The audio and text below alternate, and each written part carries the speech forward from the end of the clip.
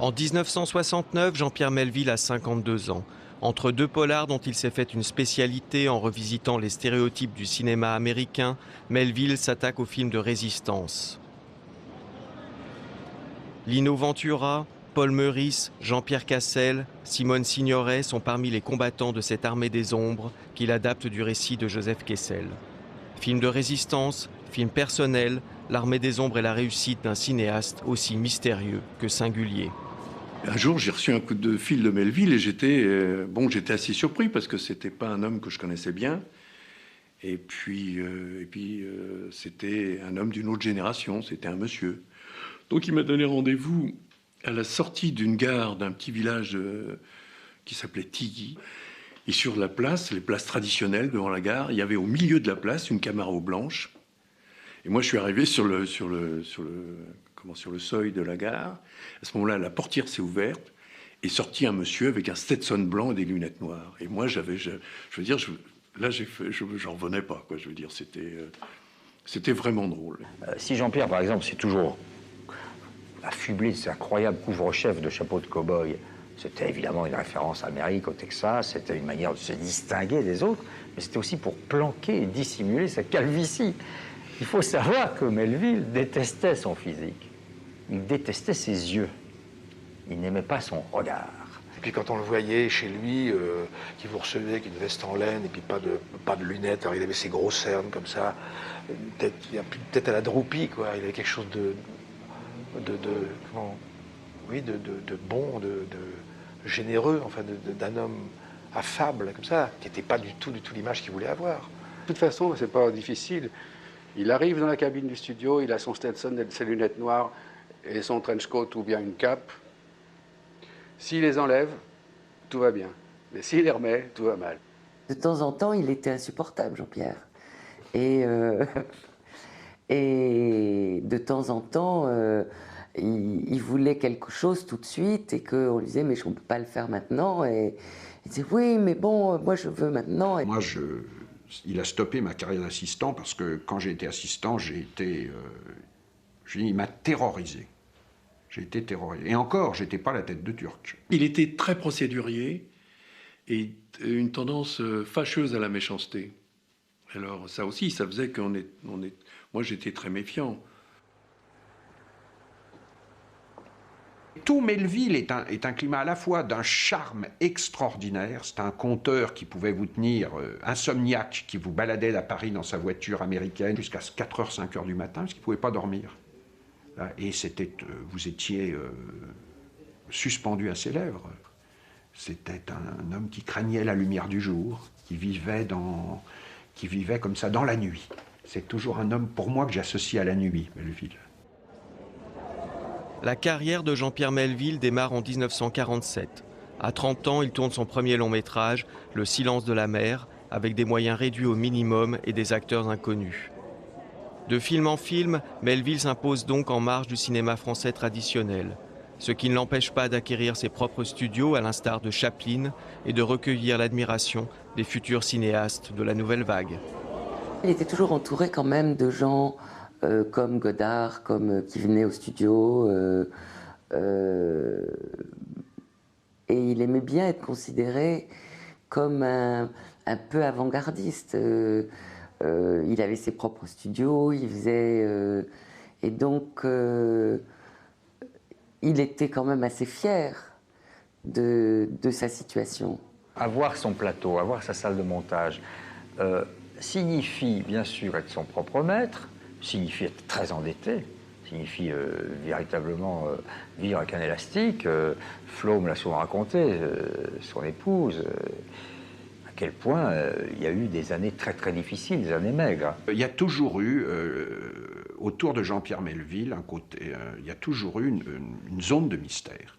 Comment quelqu'un qu'on ne connaissait pas, qui était absent complètement dans le cinéma, comment est-ce qu'il a pu d'un seul coup se trouver à la tête d'un petit studio? C'était un peu, pour moi, Melville, le rêve de tout cinéaste. L'homme qui vit au-dessus de son studio. Un homme comme Melville, par exemple, réseautait, comme on dit aujourd'hui. Il avait des réseaux. Il adorait networker.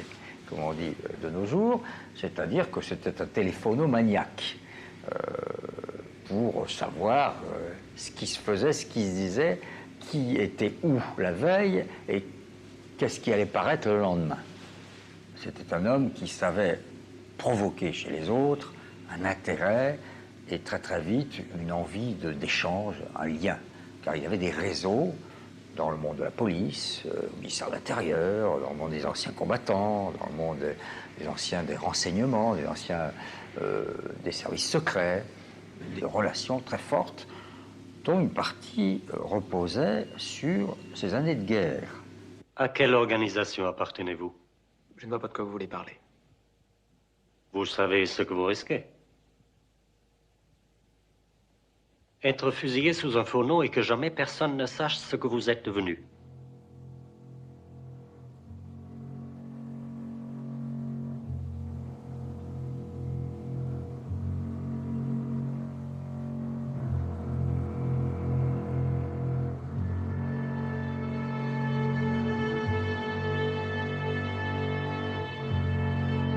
Chaque fois qu'on le voit, la force du film s'impose davantage. Et c'est, je trouve, un des grands chefs-d'œuvre de Melville.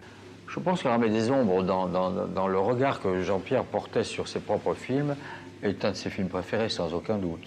Je pense que Jean-Pierre considérait que c'était là son travail le plus achevé, le plus ambitieux, et peut-être même une sorte de statement, comme on dit en anglais, c'est-à-dire une déclaration. Disons sur les valeurs. Après Le silence de la mer en 1947 et Léon Morin-Prêtre en 1960, c'est la troisième fois que le cinéaste qui a choisi de s'appeler Melville en hommage au poète américain s'attache à l'occupation. Pour ce résistant historique, cette période est empreinte de nostalgie. Il déclare au sujet de son 11e long métrage « Il fallait que je le fasse et que je le fasse maintenant. C'est un morceau de ma mémoire, de ma chair. » Il y a mis des images de sa vie. Il y a mis un hommage aux grands résistants, à Jean Moulin, à De Gaulle, un hommage bien sûr aux torturés. Une utilisation assez géniale de la violence non spectaculaire. Le petit instituteur catholique mourut une nuit, sans faire plus de bruit que d'habitude. Et le matin, des Kabyles l'emportèrent. Je n'avais jamais entendu le son de sa voix.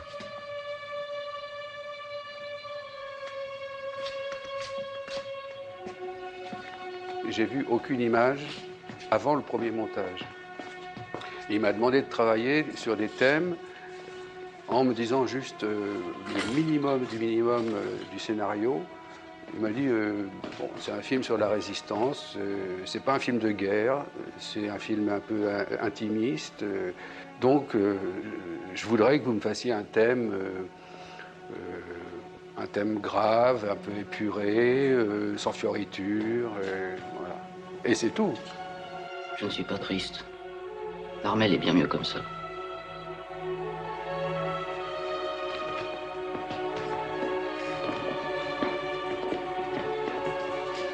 La discrétion de la musique dans les films de Melville, c'est plutôt la façon très délicate de s'en servir.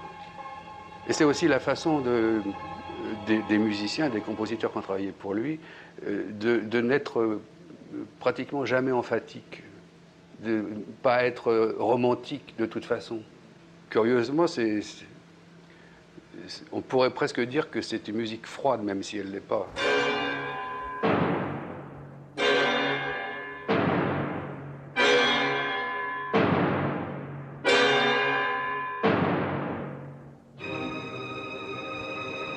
Cette fois, c'est la bonne. On a beaucoup parlé couleurs, on n'en voulait pas, on aurait souhaité faire le film en noir et blanc. Mais ce qui était inhabituel dans le travail avec Melville, c'était cet amour des couleurs froides. Dans les cyans, c'est-à-dire le bleu-vert, et où il avait tout à fait raison, c'est que c'était le seul moyen d'obtenir des carnations qui soient des carnations simples et réalistes. Je veux dire, il s'agit pas d'avoir des résistants poupins, des gens qui vivent dans la clandestinité et qui ont tout un tas de problèmes, d'avoir des gens bronzés ou des gens tous avec la même peau jaune-orangée, vous voyez ce que je veux dire. C'est lui le traître qu'il faut. Oui, c'est lui. Et vous êtes le chef? Quand on pense à cette scène extraordinaire où ils se retrouvent à trois pour exécuter un garçon qui les a trahis, qui se fait, quoi, avec 3 mots, un bout de rideau, des regards.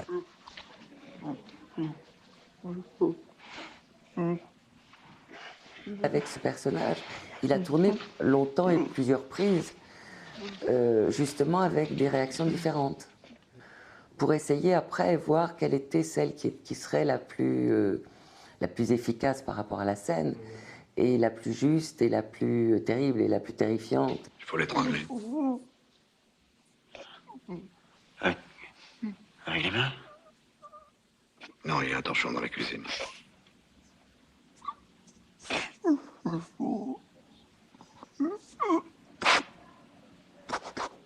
Pour moi, j'ai l'impression, quand je monte ou quand je regarde un plan, les plans eux-mêmes ont un rythme intrinsèque, et on regarde un plan et on se dit là, bon, je veux couper là. Je te jure, tu n'auras pas mal.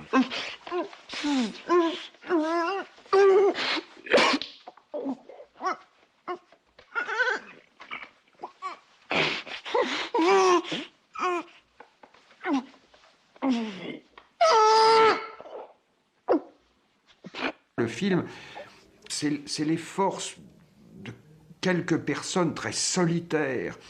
Et ce que Melville arrive à attraper, c'est la solitude de personnages qui donnent leur vie à une cause. C'est vous? C'était dans le décor où Lino Ventura, où Gerbier se trouve planqué pendant plusieurs mois. Et il me dit, Monsieur l'homme, il y a trop de lumière sur ce lit. Je souhaite le deviner, je ne veux pas le voir, je veux le deviner. Mathilde a été arrêtée le 27. Donc, je dis, Jean-Pierre, il y a vraiment très peu de lumière sur ce lit, je peux pas en mettre moins. Et il regarde les passerelles du studio et il me dit, il faut que tu coupes ce projecteur. J'ai dit, je te demande une chose, alors on fait une prise avec et une prise sans. Elle me dit, je peux pas te refuser ça, donc on tourne la scène. Et le lendemain en projection arrive le plan avec projecteur, qui était monté avant, je sais pas pourquoi. Et il me dit, je vous l'avais bien dit. Ensuite arrive le plan sans projecteur, on ne voyait vraiment pas le lit. Et il s'est approprié le plan avec projecteur. Et à ce moment-là, Lino Ventura s'est levé et lui a dit, t'es vraiment une ordure. Ce côté autoritaire l'amenait quelquefois à être entièrement en lutte avec certains de ses acteurs. Lui et Ventura ne se sont pas parlé de tout le film. Il ne s'adressait pas la parole. Ventura le détestait. Je crois, on m'a raconté que dans le deuxième souffle, il avait fait courir après le train. Quand il y a la fameuse cour, il attrape la main, et il était près du mécanicien, et quand il voyait qu'il penchait comme ça la tête, puis il voyait que Lino allait attraper le type, alors il disait au mécanicien, accélérez, accélérez, jusqu'à ce que l'autre, il n'en peut plus, quoi. Et alors, c'est d'un réalisme extraordinaire, parce que quand Lino a réussi à grippoter, qui est arrivé, et qu'il est monté sur le truc, il rendait ses tripes, quoi. Il rendait ses tripes, et il a fait, il ne fera plus jamais ce truc-là, il ne fera plus jamais ça, il était fou de rage. Il a voulu le piéger. Ventura avait vu en cela un manque de confiance et quelqu'un qui ne se conduisait pas bien. Jean-Pierre a entretenu un climat de tension tel. Alors il n'a pas dit à Lino sois concentré sur lui, non, mais il l'a mis dans un tel état de rage tout le temps, de colère, en arrivant en retard, en lui faisant des réflexions devant tout le monde, en transmettant des indications par l'intermédiaire d'un assistant. Melville disait à son assistant, Pellegrin, Monsieur Pellegrin, est-ce que vous pouvez dire à Monsieur Ventura, qui était 1 mètre, est-ce que vous pouvez lui dire qu'il faut qu'il entre dans la pièce, qu'il mette son chapeau sur la patère?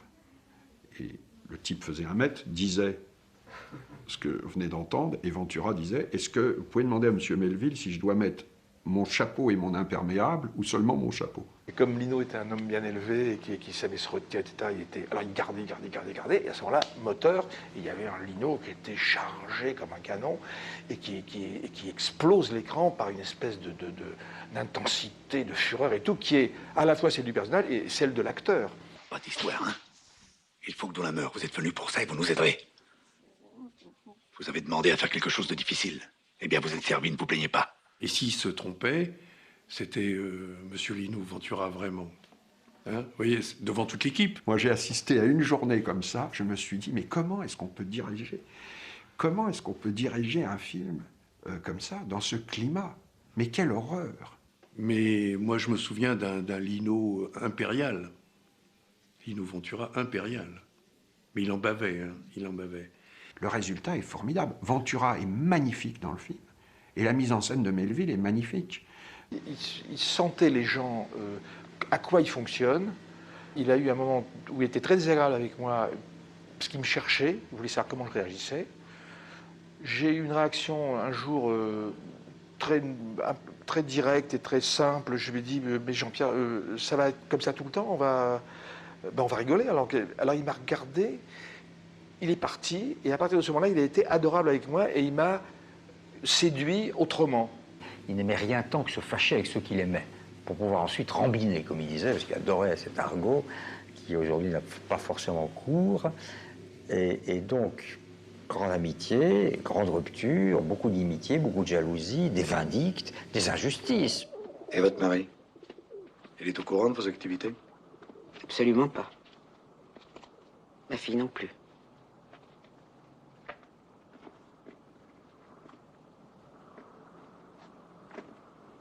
C'est elle. Elle a 17 ans. Gardez pas ça sur vous. Vous avez raison, je vais m'en séparer. Alors, Signoret, je pense qu'il y avait déjà un respect immense vis-à-vis de Signoret. Donc ça, il ne pouvait pas la terroriser comme il l'a fait avec certains comédiens. Oui, il pouvait la charmer, parce que Melville, quand il voulait charmer, réussissait à tous les coups. Il l'a laissé venir, il l'a laissé faire, il lui parlait beaucoup. Et Simone elle avait un besoin énorme de se sécuriser tout le temps. Alors le jour où elle est venue pour tourner, c'était une scène avec moi, où j'apporte le poste de radio chez elle. Pas d'ennui? Pas d'ennui. Et alors on était pour tourner à midi. Et Jean-Pierre vient au maquillage, il me dit, bon, on tourne avec Simone. Je lui dis, bon, vous avez vu, elle est venue pendant plusieurs jours, elle a peur. Hein. Mais on va la laisser faire. Et puis, de toute façon, ne vous pressez pas, on ne va pas tourner avant 4 heures. Et vous allez voir, on va aller sur le plateau, elle va me demander, on va faire le réglage du plan, puis elle va me dire, on va aller... Bah, si on prenait un petit whisky, Jean-Pierre. Alors ça ne va pas louper. Alors Jean-Pierre me fait, alors on va un petit whisky au bar et tout, et on a tourné à 4 heures. Dites à Félix que les radios demandent les nouveaux quartz. Les fréquences sont changées. Entendu. Je peux vous aider? Surtout pas. Comme me disait Ventura, avec sa terminologie très spéciale, Signoret, quand vous l'avez en face de vous, c'est pas un paquet de seins doux, je peux vous dire. Hein. Et pour indiquer que c'était une véritable actrice, je trouvais que c'était une expression qui ne manquait pas de piquant. Au moment du plan que doit faire Signoret sur sa mort, où elle voit les tueurs, ses amis les tueurs, elle arrive près de Jean-Pierre, avant le plan, et elle lui dit non, mais alors, Jean-Pierre, qu'est-ce que je fais là? Alors Melville, là, il dit, comment? Mais elle a trahi, elle n'a pas trahi. Et tout. Il m'a répondu comme si elle lui demandait une incongruité. Il dit, mais quand vous me posez la question à moi j'en sais rien. Moi, c'est vous. Si vous avez trahi, vous le savez. Si vous n'avez pas trahi, vous le savez. Si vous avez votre conscience pour vous, alors maintenant, on vient vous flinguer. Vous trouvez ça juste ou pas juste? J'en sais rien, montrez-moi. Et alors, et puis, moteur.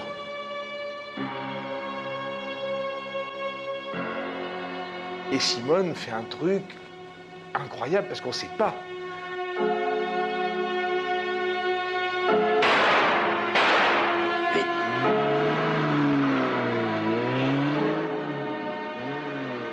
Et du coup, le plan est complètement ambigu. Il y a des gens qui disent non, mais elle a trahi, d'autres qui... C'est ce qui ça crée la discussion.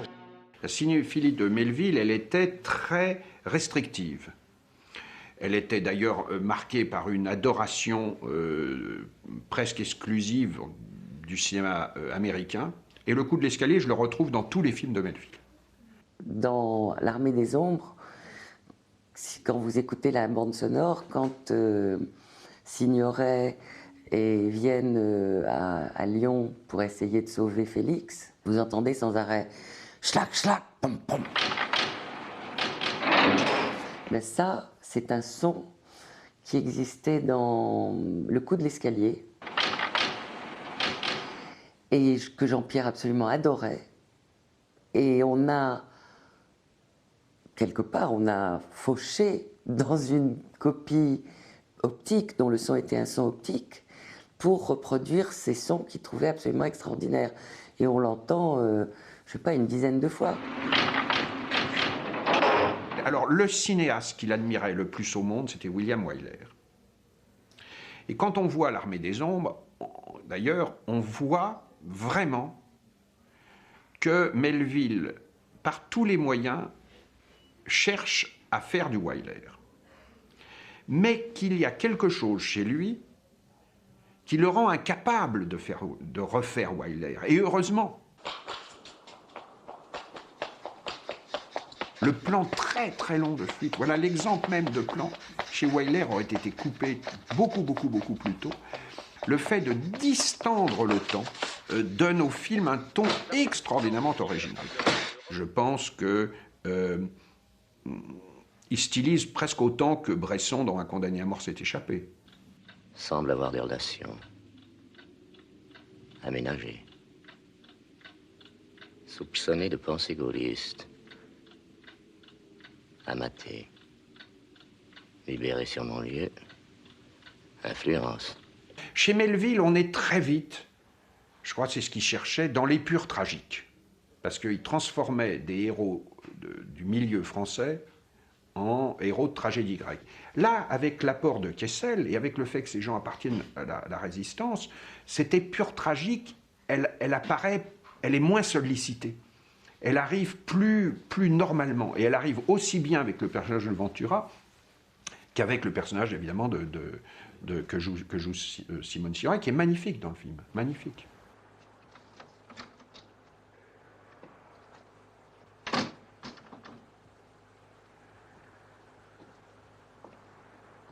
Melville était un homme qui vénérait et révérait celui qui dit non.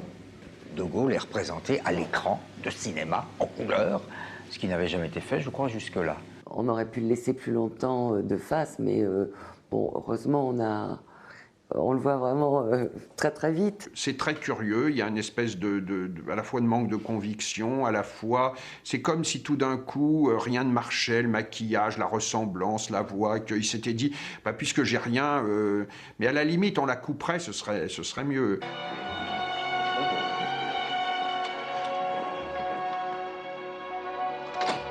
Alors ça a déclenché parfois des ricanements, des critiques, des remarques désagréables, qui est idiot. Et d'ailleurs, Jean-Pierre considérait ça comme une imbécilité. À l'époque, moi qui ai vu le film à la sortie, ça faisait rire les gens. Comme si, dans un film de fiction, qui n'est pas tout à fait de la fiction, on n'avait pas le droit de mettre une figure historique, ce que les Américains ont toujours fait dans leur cinéma, et personne ne leur a reproché. J'ai l'impression que là encore, Melville a voulu faire ce que réussissaient des cinéastes américains quand ils faisaient apparaître Abraham Lincoln dans un film, et qu'en une minute, ça donnait une sorte de poids historique au film. Et là, c'est un des trucs qui loupe dans le film.